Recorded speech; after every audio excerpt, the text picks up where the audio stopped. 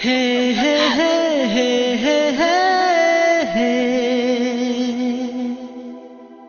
Ho, ho, ho, ho, ho, ho,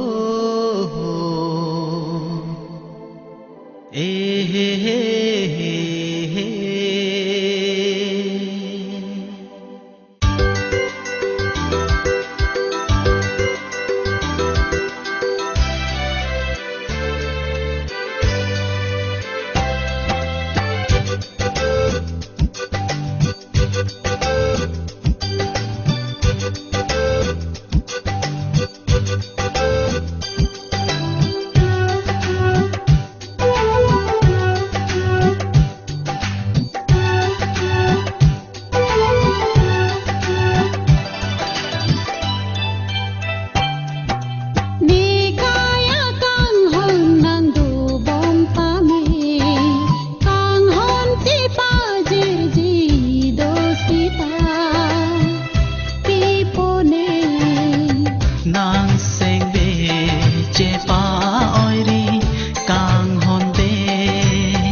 Che patu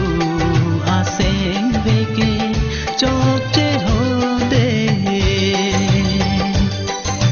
ni kaya kang hon nang du bom ta mi kang hon ti pa jir ji do sita pi po ne nang seng ve che pa oiri kang hon de che patu aseng veke chok che hode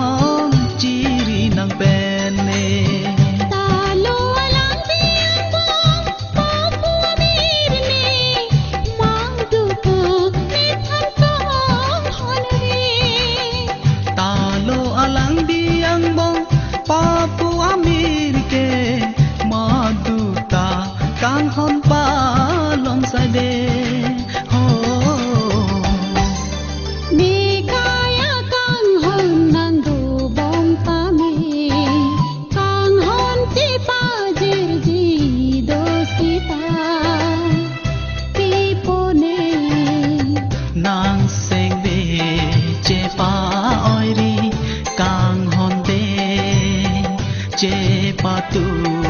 aseng veke chok che hode